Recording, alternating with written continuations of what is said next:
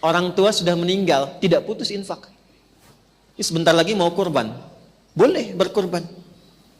Ya, di atas namakan yang telah wafat boleh. Boleh. Ya. Dan itu sudah banyak hadisnya tentang itu. Di surga itu ada 8 pintu surga. 8 itu ternyata di hadis lain pintunya semua amal soleh. Ada pintu sholat, pintu puasa namanya ar-rayyan, ada pintu sedekah, pintu zakat, pintu haji. Jadi kita itu sekarang fastabiqul khairat. Kenapa ada moto fastabiqul khairat? Itu kan diambil dari Al-Baqarah ayat 148. Siapa yang pengen memburu surga, buru di amalannya. Mungkin nggak semuanya bisa dikerjakan. Kalau tidak semuanya, ambil salah satu yang paling disukai, konsisten di situ. Walikulli wijhatun huwa muwalliha.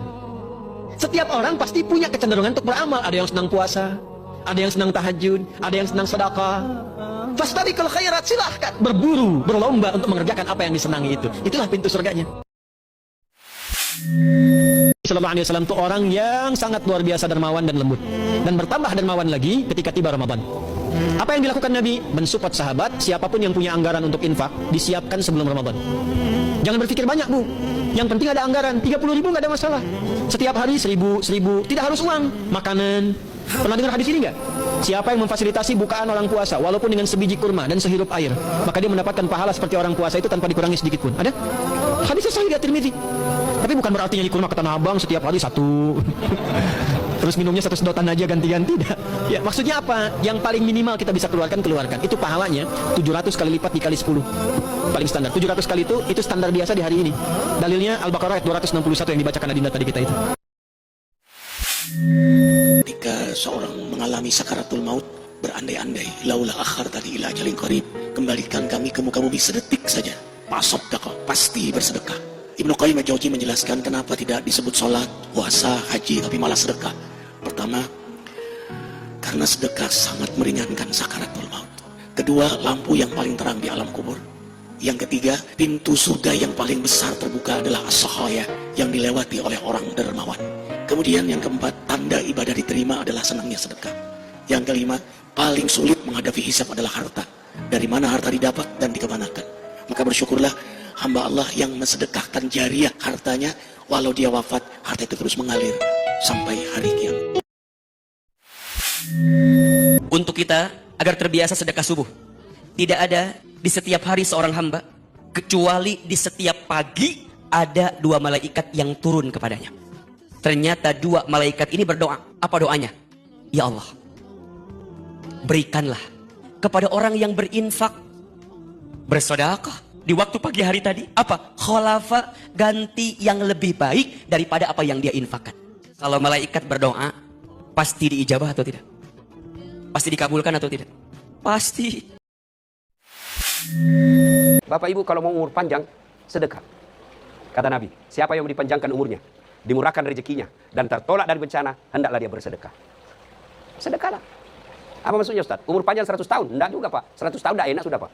Nenek saya meninggal itu 104 tahun. Digigit saja nyamuk itu terkeluk, robek kulitnya. Makanya Allah batasi umur kita. Karena kalau lebih, menderita kita Pak. Lalu umur panjang itu 150? Tidak. Umur panjang adalah meskipun dia sudah di dalam kubur, orang masih mengingatnya. Singgah dulu nih. Baik dulu waktu hidup ini Bapak. Selalu kirim kita jenderal ini. Kirim kita jalan kote. Kirim. Sudah meninggal 5 tahun. Orang masih ingat. Baca Fatihah. Itulah umur panjang. Tapi kalau kita pelit Pak. Jangankan mati, masih hidup orang tidak mau doakan kita. Kalaupun didoakan yang sial. Lewat mobil kita tabrakan. Untung siapa suruh pelit sekali itu orang. Wallahi menurut saya saat ini, zaman ini, sedekah yang terbaik dan yang termulia, semua apapun yang terkait dengan Al-Quran, itulah yang termulia. Makanya boleh anda ketika anda bersedekah, jangan lupa disertai doa. Di antaranya anugerahkan ya Allah Indonesia menjadi negara Al-Quran. Inilah jenis sedekah yang paling disukai oleh Nabi Muhammad. Yang share video ini semoga dilimpahkan rezeki. Dalam sebuah riwayat, salah seorang sahabat, Sa'ad bin Ubadah, pernah bertanya kepada Rasulullah, "Wahai Rasulullah, sedekah apa yang paling utama?" Rasulullah pun menjawab, "Sedekah berupa air." Hadis riwayat. Sedekah kepada? Bagaimana hukumnya? Halal dan itu lebih baik. Misal, kan namanya itu rezeki tidak bersaudara. Ya, tidak bersaudara itu rezeki. Ada orang kakaknya kaya sekali, adiknya miskin. Kenapa? Karena waktu sekolah ini adiknya pada rasu-rasu. Toh, Kakaknya menderita dan tangguh, akhirnya dia sukses, adiknya jadi pagana-gana. Bolehkah kakak memberi sedekah kepada adik? Boleh, bahkan lebih utama. Supaya apa? Supaya tidak menjadi fitnah. Wih, kayak namamu baru adiknya miskin. Itu fitnah jadinya. Yang kedua, supaya saudara tidak menjadi beban orang lain. Saya tahu anda insya Allah semuanya berkenan infak, semuanya suka bersedekah. Apalagi misal hari Jumat kita di masjid. Saya tahu masyarakat Indonesia luar biasa antusias sedekah. Tapi saya minta, saya kasih satu rahasia. Insya Allah menjadi amalan buat kita semua. Ketika anda bersedekah, jangan lupa disertai dengan doa. Contoh, anda isi sedekah, pasti anda masing-masing punya hajat. Punya hajat. Begitu anda memberi infaknya, memberi sedekahnya, anda berdoa seperti ini. Ya Allah, dengan berkah sedekah ini, kabulkan hajat saya. Maka tadi antum, mulailah bersodakoh. Ini mahasiswa, mulailah bersodakoh. Jangan pernah berkata, anak ini mahasiswa, Ustaz. Anak ini pemasukan anak hanya dari orang tua. Dia lupa bahwa ada rizki dari arah yang tidak disangka-sangka. Yang ada dalam benak dia, orang tua, orang tua, orang tua. Ainal iman. Wa may yattaqillaha yaj'al lahu makhrajan wa yarzuqhu min haitsu la yahtasib. Barang siapa bertakwa kepada Allah, niscaya Allah akan kasih solusi untuk semua masalah dia dan kasih rizki dari arah yang tidak disangka-sangka. Bagaimana mau bersedekah miskin? Bersedekah kok supaya kaya kok.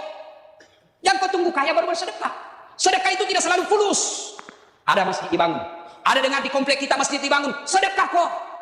Yang kaya sedekah kau dengan semen, besi, tembok, semen. Yang pejabat sedekah kau dengan tanda tanganmu. Yang tidak punya jabatan, yang tidak punya uang, sedekah kau dengan tenagamu. Pergi kau angkat semen. Saya tidak kaya, tidak pejabat, tidak kuat Ustaz, tapi saya mahasiswa. Sedekah kau dengan otakmu. Pikir bagaimana supaya ini, pikir ini. Ustaz, saya pandai menggambar. Nanti saya gambarkan. Saya pandai ada ketik komputerku, saya ketik undangannya. Itu sedekahmu. Saya bukan pejabat, saya bukan orang kaya, saya bukan mahasiswa, saya tidak punya tenaga kerja keras. Apa sedekahmu? Diam kok.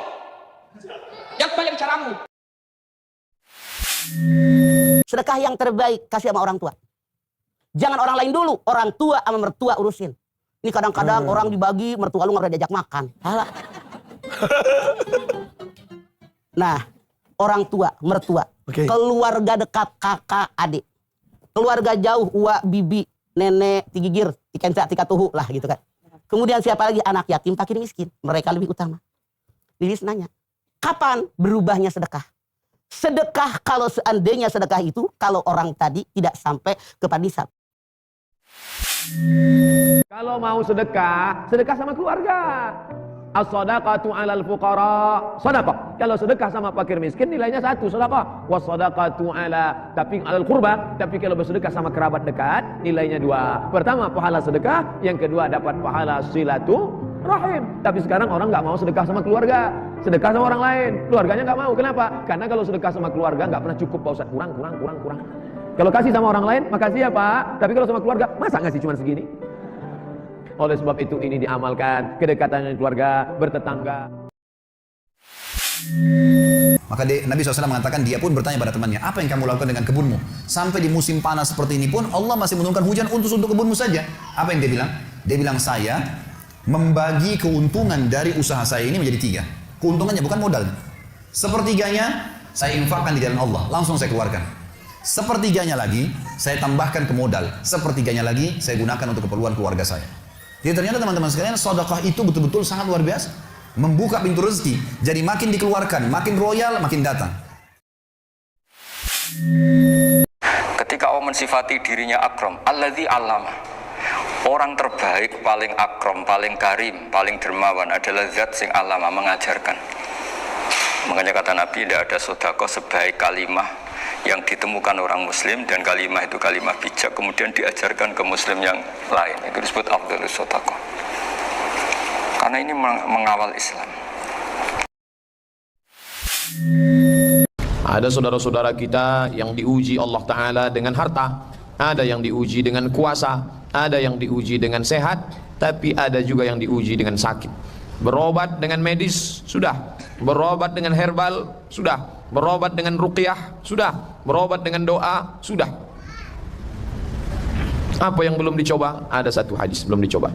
Dawu mardakum bis sadaqah. Dawu, obatilah mardakum, orang yang sakit di antara kamu, bis sodakoh, dengan sodakoh. Pahala sedekah tidak terputus. Itu sudah sangat masyhur dalam hadis Nabi SAW.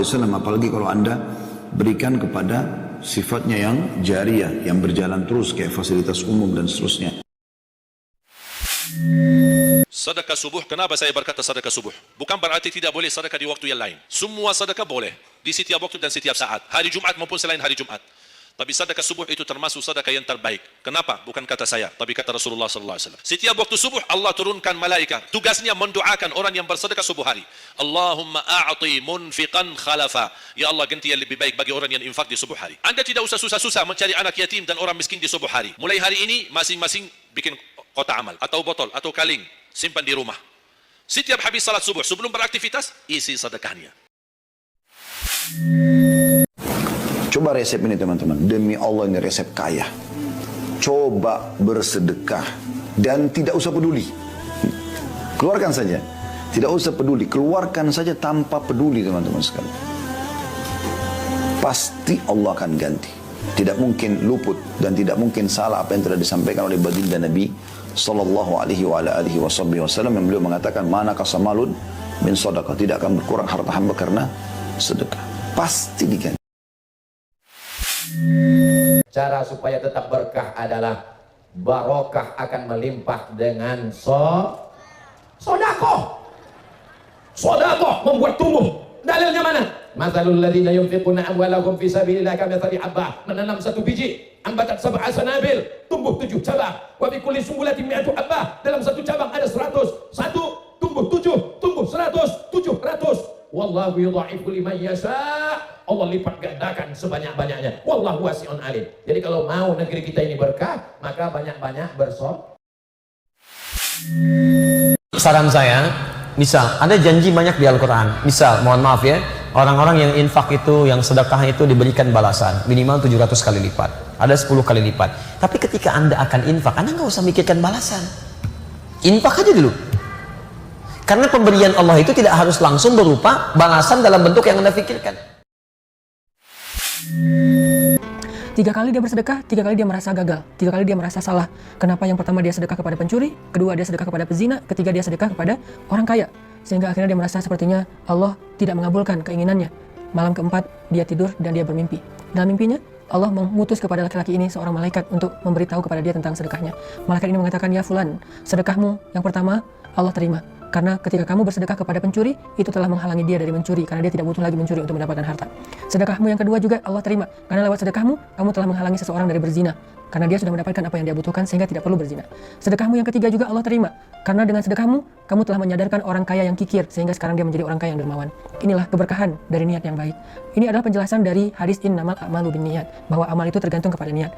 Wa innamal likulli imri'in ma nawa. Sesungguhnya Allah membalas, memberi ganjaran, memberi pahala sesuai dengan apa yang kita niatkan.